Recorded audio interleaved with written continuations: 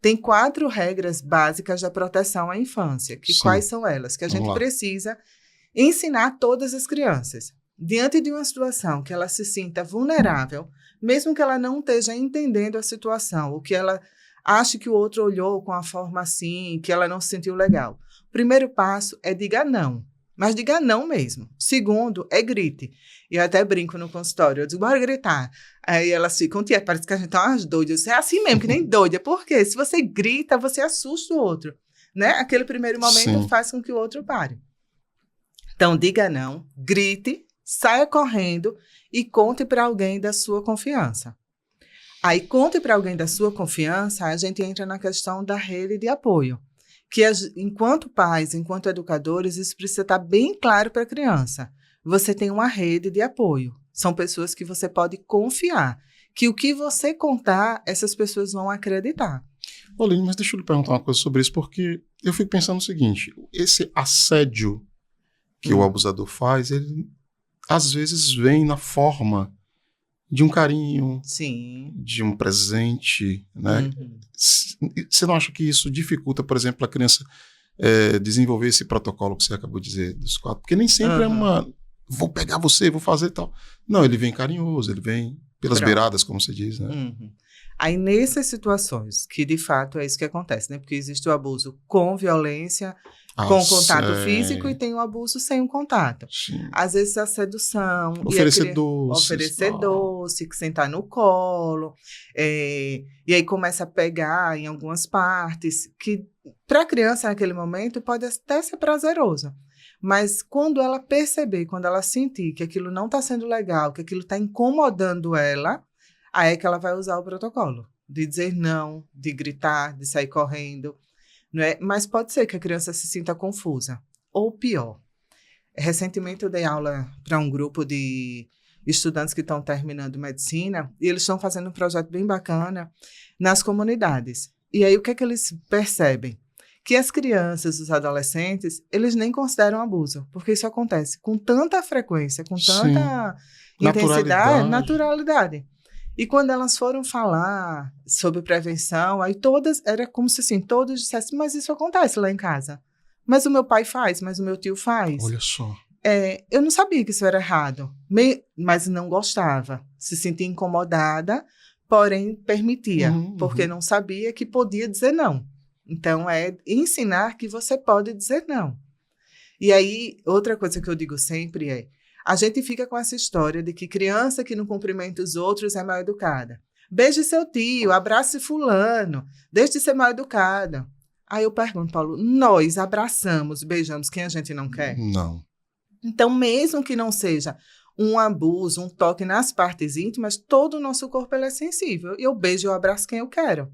Então, eu posso cumprimentar as pessoas com a mão, com um sorriso. Eu não tenho que necessariamente beijar e abraçar uma pessoa. E às vezes a criança ela não quer porque ela sente esse desconforto. Porque ou já vivenciou alguma coisa, ou por outros motivos. Tem uma paciente que eu atendo que ela foi violentada por um tio. E toda vez que ela chega na casa dos familiares, a mãe faz, beije seu tio, abrace seu tio. E ela, no início, ela abraçava e ficava mal, ficava remoendo aquilo. Então, a gente precisa parar com essa história de que criança tem que beijar, abraçar e correr pro colo de todo mundo. Nós temos tido, no Brasil, nos últimos anos, muitos casos. Essa é uma discussão acaloradíssima, né? Assim, criança não é mãe. Muitos casos de abuso sexual, no caso, que resultam em gravidez, o que fazer, né?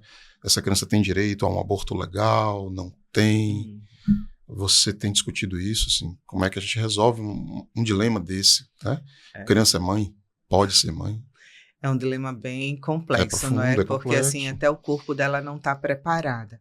Mas aí vai entrar várias questões, vai entrar questões espirituais, questões políticas e tudo mais. Mas assim, se a gente parar para pensar, o corpo da criança ela não está preparado para isso.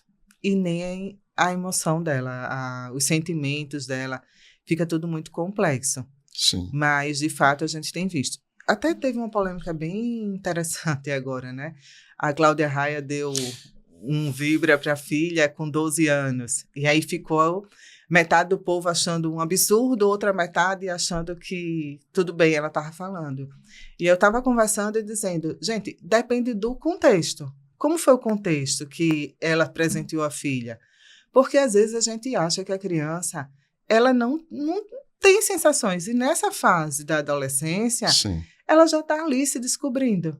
Então, como é que era essa conversa? Como foi que se chegou a esse presente? Tudo isso deve ser levado em consideração. Porque o que eu vejo sempre?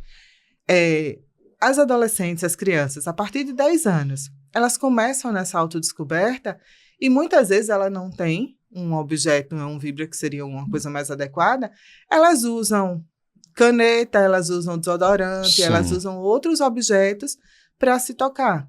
Então, a gente precisa falar mais sobre sexualidade de uma forma geral, porque quanto mais a gente fala, mais a gente previne e mais a gente instrui. E isso não incentiva, isso não estimula, isso não quebra fases. Pelo contrário, quanto mais eu conheço e eu tenho naturalidade em falar, mais eu vou postergar. Sim, sim. Eu vi esse caso dessa atriz que você citou, eu não tive interesse em aprofundar, né, a discussão, mas acho que todo mundo viu. Deixa eu te perguntar assim, o que você está dizendo é que, a depender do contexto, essa é uma situação que não tem problema, que pode ser. Assim, dependendo do contexto. Se houve, por exemplo, da parte dela, eu não sei se houve, porque realmente eu não me interessei em saber, mas digamos que tenha havido um contexto em que ela comprou o objeto, o instrumento, mas num contexto de instrução, senta aqui, ó, é assim que funciona. Não sei se foi isso que aconteceu. Eu também não sei muitos detalhes, mas o objetivo maior, acho que o mais importante é a conversa, é o diálogo. Sim. Né? É você ter a abertura de falar com os seus pais ou com os seus cuidadores, tudo. Inclusive que você tem sentido o seu corpo ficando diferente, que você, quando olha para alguém, sente sensações diferentes. Então, dependendo do contexto, foi uma atitude assertiva. Sim. Ou não.